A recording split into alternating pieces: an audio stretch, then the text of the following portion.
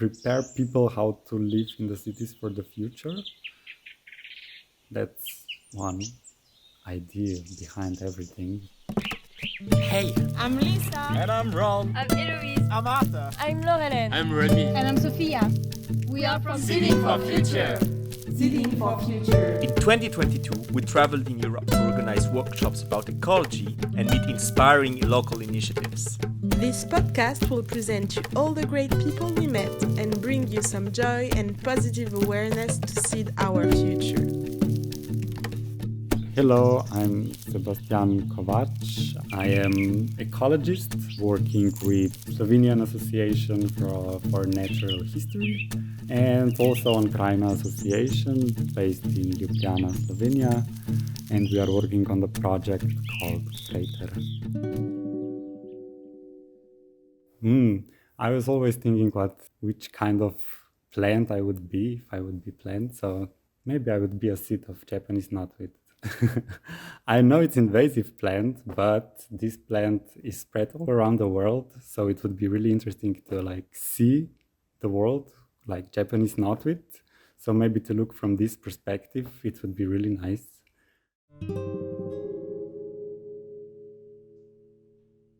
I was really interested in invasive species actually during my study.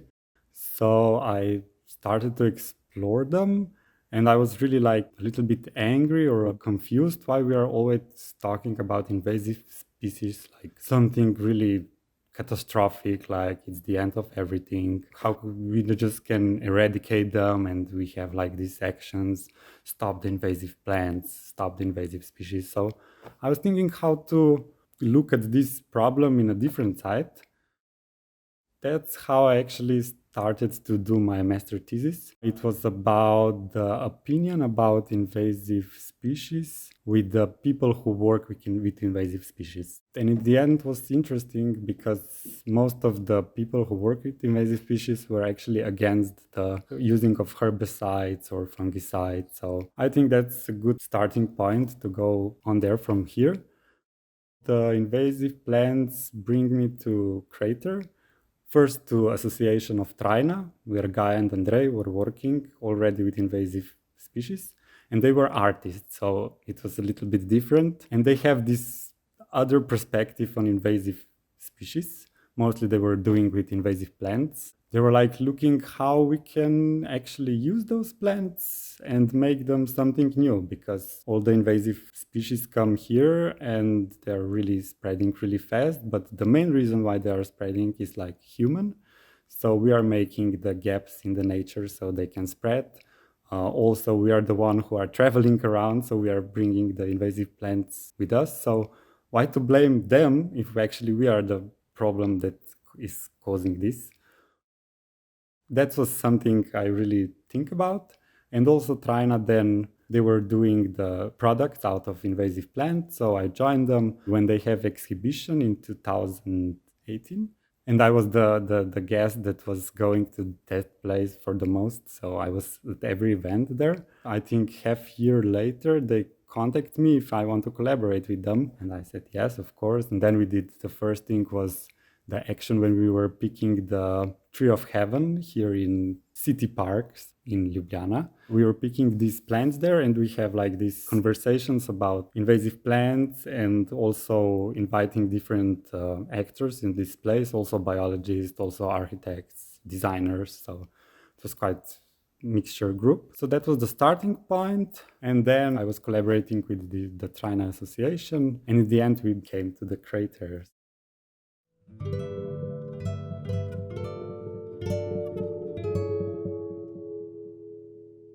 Trajna actually started in 2017 with Andrei Koruza and Gaja Mežnarič-Osale. They are both designers. They started with this exhibition that I mentioned before. They were making beehives out of this invasive plant, tree of heaven. And they were also making paper out of Japanese knotweeds. And also some furniture from one wooden plant species. I don't remember right now, but so that was the first exhibition. And we have this project that we were picking the tree of heaven, which is really invasive plant actually, and it was here in this park. A few years ago, we had like this really catastrophic event where everything frozen and a lot of woods were really broken. So a lot of trees were really broken. So in the city park become a really huge gap so that invasive plants could go there and spread. So the tree of heaven actually came there and was really invasive and it was spreading. So we were trying in that way to pick this plant up and then how to use it. And at that time we also thought about different things. One thing was that it can be used for mushroom growing. So that was the first idea. Also, we were trying to use it in a different ways, I think also for paper, but it's a little bit poisonous. So when you're picking up, you really need to be masked and have a gloves. So it was not as much useful as we thought about it. So yeah, that was the second project that I collaborated with Guy and Andre. Then was this huge project where Guy and Andre were employed. It was connected with the municipality of Ljubljana. There was a huge action of using of invasive plants. So Guy and Andre were part with these paper making workshops and also wood making workshops.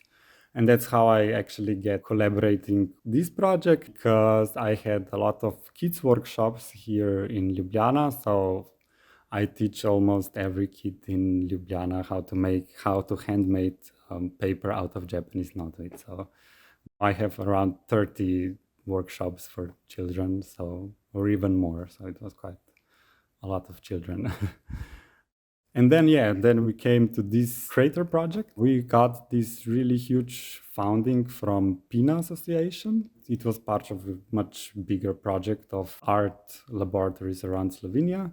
And we were one part, so we get this funding to build a wood workshop, paper workshop, and mycelium growing workshop. We were like, where should we build this? Somewhere in Ljubljana. So we started to look for a location around Ljubljana. We even one day we packed our bags and go with papers and go through all the abandoned places in Ljubljana where a lot of invasive plants were growing. So that was maybe the first part, that invasive plants should be on the place.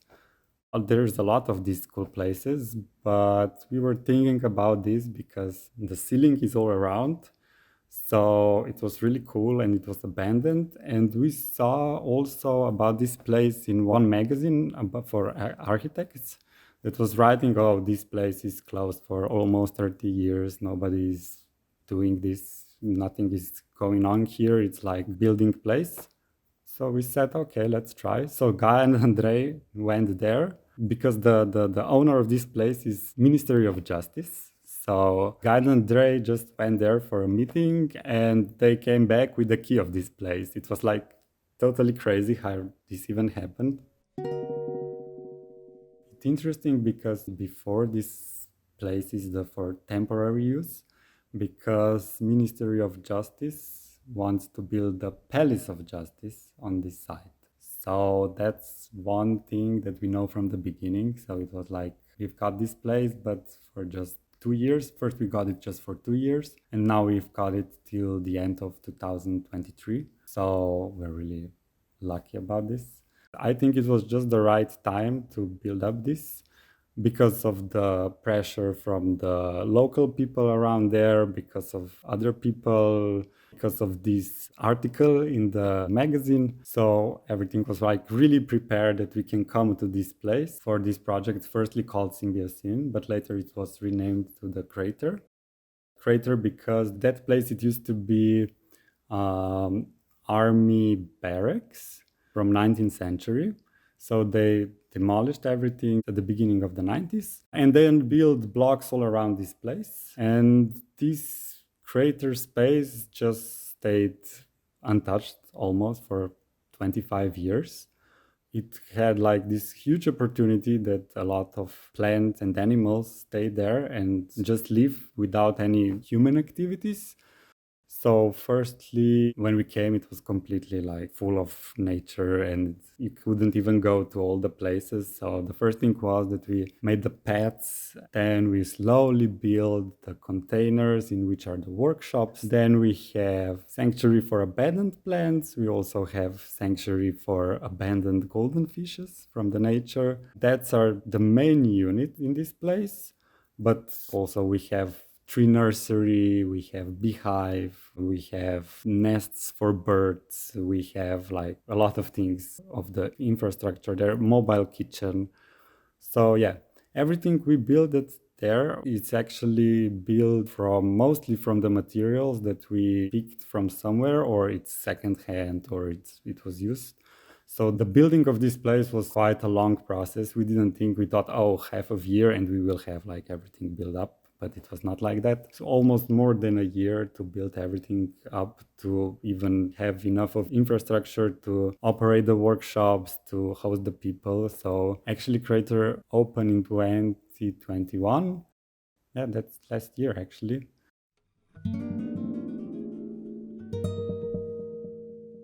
On Krater, it's called like Urban Laboratory of Multi-Species. So Andrei was working more with wood and Rok with clays and pretty much with mushrooms. We have like open door days every Tuesday. So that was the first thing that we made. And then we had a lot of workshop, like making with wood workshop. We were making some furniture out of wood, paper making workshop. We also had like mushroom growing workshop. This was mostly the workshops like for open public, whoever wants to come. Then we also had kids workshops with surrounding schools. That was really great because we have really good collaboration with 3 schools around Krater. The starting point of all the workshops was also the summer school in Krater, the beginning of last summer, where different artists, architects, designers came to Krater and they were exploring the materials there. Gravel, wood, leaves, everything that you can find on Krater. They were trying to use it like for a paper or maybe for a bricks. The most idea was that how you can build with this material that are in the location so that you are not bringing it from somewhere else.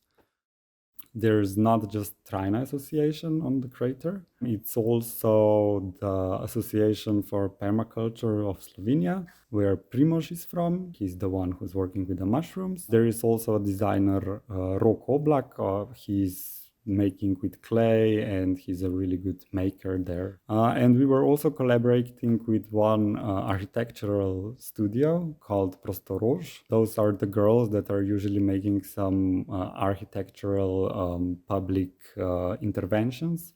They're really cool at this. This place is also thought to be really open about people who want to collaborate with us. And then it went further, like presentations on Krater. Just last week we had presentation of one book. We hosted architecture, movie, film festivals.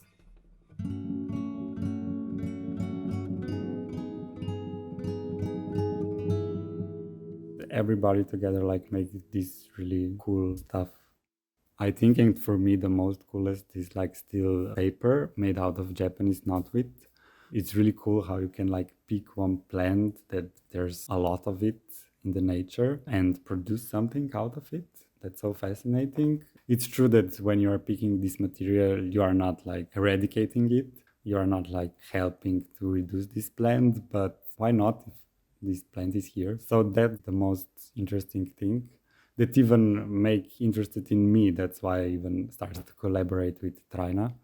On Krater, we have like full infrastructure to make paper pulp. We even get the machine. It's called Holland Mill.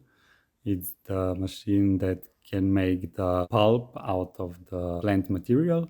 And there is just a few of those machines in the world, so it was really hard to get it. We get it from Italy, from one hand paper making factory that was closing. We're really happy that we can make this paper on our own. And with this machine, you can also make these little pots for planting the seeds. It's also cool for kids workshops. You can like build the whole story about invasive plants, how they came to here, and then you can make something out of it. It's like really a full experience of invasive plants. We also made like bird nests, bird boxes out of old wood. So that's also something. Also, Rock is working with the clay, so he's doing the cups. Also, I think this is really cool stuff, is the objects made out of mycelium.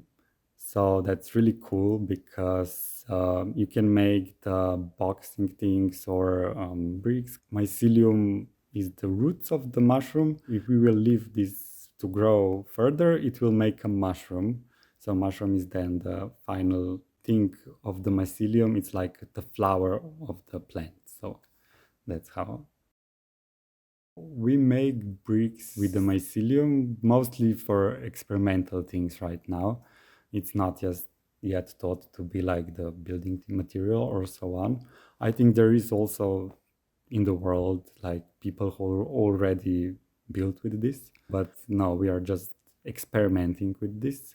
Interesting is that we make bricks also out of paper pulp, but mostly we are doing this because when you are producing the paper pulp, you make a lot of it at once and then you can store it. So you just dry the material and you can use it later. So when we have like kids workshop, we just put it in the water, mix it with a mixer, and then we have like pulp again, so we can use it. So bricks are now mostly used for just for storing the material. But maybe if there's someone comes and try to build with them, that would be also interesting.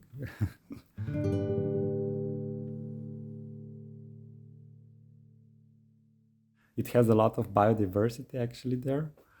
We already check around 120 plant species there, but there's probably even more. We saw more than 20 different birds, 11 species of butterflies, and we're still exploring what lives there. So it's quite like biodiversity spot in the city. First, when we came there from the local people, it was like, oh, there will be just junkies and so on. They were really like scared what we will do there. But then we made like one public event where we were painting the ceiling around the crater. And then the local people there see that we are totally normal and like that we are not harming the nature and we are not closed or something like this. We are not junkies.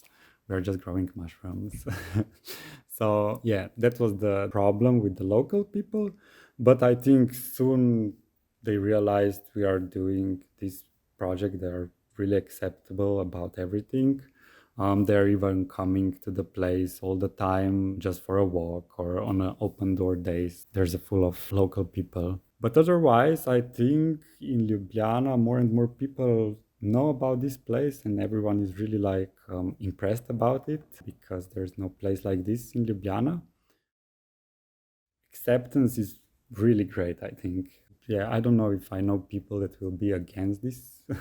Now, yeah, we just like have no power, or maybe we have, but not enough power to like really. There is growing a community of more and more people that are coming to Krater, not just in Slovenia, with all those international projects. We are even sharing this knowledge and our things with people from around the world. So it's really getting recognizable. It's something that's really impressing me because as I remember when I started to come to the Krater, it was like, oh, what here will be. So, and maybe now I don't even see how beautiful actually it is. Sometimes I'm just thinking like, oh, I'm coming here every week, so it's like my place. But sometimes you just realize, wow, this is such a privilege to actually be on this place, to actually work on this place away from computer. And even if you are on computer on Krater, it's better than in the office. So I think that's one of the mine most important things.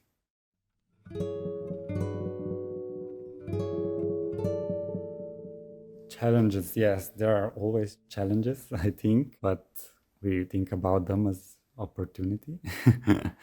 So Right now, I think we have like really problem with water on Krater because there was a huge temperatures and no rain. So today, just with the firefighters bring the water so that we can water the plants. Also, what is interesting is that the land is constantly changing because we are not the owners of this place. So when anytime ministry, they can bring the trucks anytime they want. So last year we had like a beautiful grassland there, and then they came with the trucks and they were totally cut off and demolished. We were thinking like, okay, what should we do now? So this year we like planted a lot of seeds on the crater. It was actually the new beginning now. And now we have even more plants on the crater than before. That's, I think, one of the things. What is challenge all the time, I think it's money. How to actually sustain everything. We are managing it somehow, but it's struggle all the time, I think. That's But otherwise, I think a lot of things went really smooth.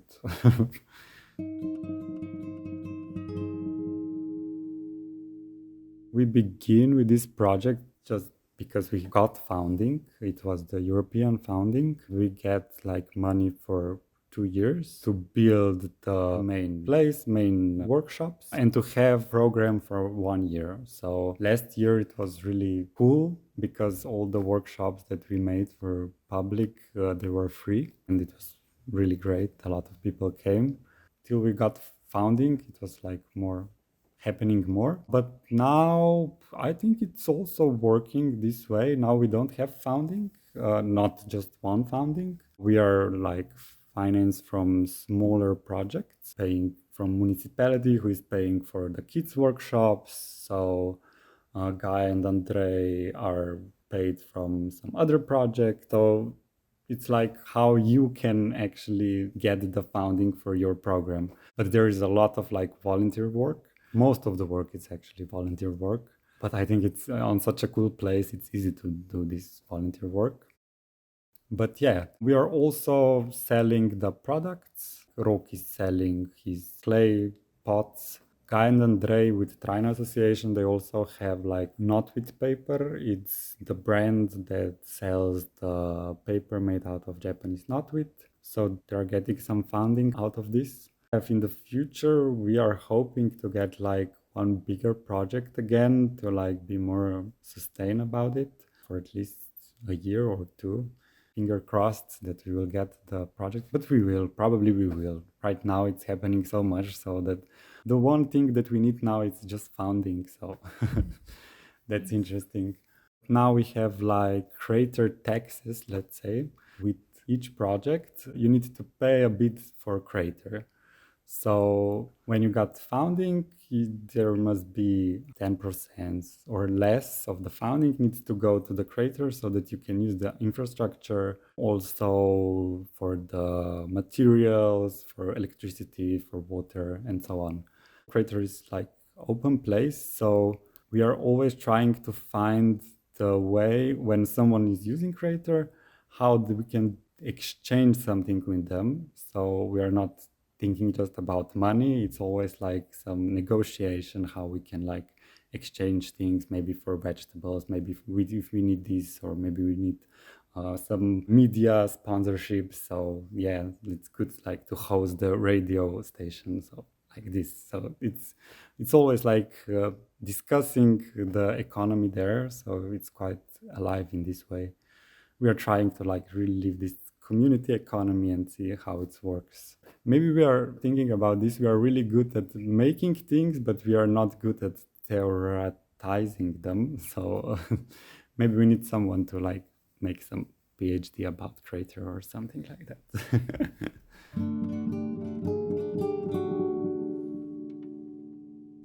I think that people are getting more and more knowledge about urban ecology, making stuff, spending time in the nature. I think that's all the things that people in this time need. So that's why most of the people are supporting us. We already have a lot of parks in Ljubljana actually, but they are usually really managed. So you don't have this impression that you are in this like really wild nature. So I think we want to like really, really see the potential of those, show the potential of those places. They are not here just as an abandoned place, giving something to people, and not just to people, just to all other organisms. So I think that's the most important thing. And to even think about not just building or making things for humans, also to think about how we can make better for other inhabitants of the cities. I wasn't expecting that we will get this place at the first sight. It was like really surprised. It was actually opened for us. And did we get the keys? I didn't even think that much how it will look like in the end. So I think everything was surprised in the end. And yeah, I wish that I could spend more time there. Everything is surprising on Krater. I was maybe surprised at how many plants are living there. Also, how beautiful is this place. Yeah, a lot of surprises. The future. Yeah, I hope that Krater will stay here at this place. And it's interesting because right now Gaia and her colleague Danica are running the project. It's called Multi-Species Palace of Justice. They invited a lot of different people from architecture, ecology, design, and so on, to think about the future of the Krater. So there were a lot of different people from all the world applied, actually, from, I don't know, Mexico, America, from all the world. And they were thinking how Krater would look like in the future and what we can do about it. Also, there were like lawyers and so on. So a lot of different people discussing about Krater. So that was really crazy. I don't know the results yet. They will be presented in the museum in the September. So that will be really interesting. But I know there's probably two possibilities. That the first one is that we move from here after 2023 and the Palace of Justice will be built. It will be like they planned like 12 stores, tall building with artificial park. Everything that's now presented there will be like totally destroyed. But the other possible scenario is that we can stay there for a little bit more and see what will happen. And if we know that we can stay there for a little bit more time, we can even plan more further activities. So maybe we can build some food forest, or there's a lot of potential in that place, but still we don't know if we can stay there. We are not like putting that much effort in it. But we will see. But yeah, you should really respect the non-human nature in every form and kind of it. Krater is like really cool place to show the world that there are alternative ways to spend free time and maybe take care of nature, even though you think sometimes that in the cities you don't have like this connection with nature or so on. But you still have a lot of nature in the cities, so maybe you just need to look a little bit closer, or maybe behind the fence. And I think that we need to see this for the future living mostly in the cities to even survive.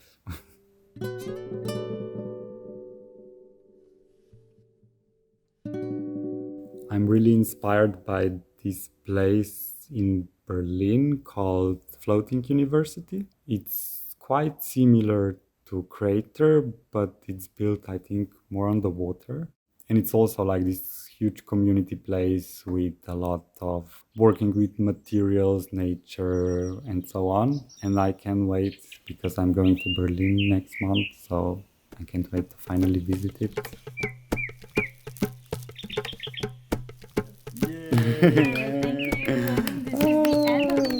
Bravo, Sebastian. Yeah, thank you. Thank you very much. Yeah, that was nice. Yeah.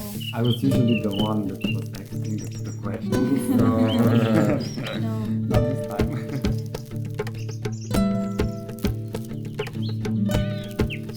This podcast was directed by Ronan Marquès. The interview was facilitated by Sophia Chhor. We hope you enjoyed Sebastian's story and that it made you want to seed for the future.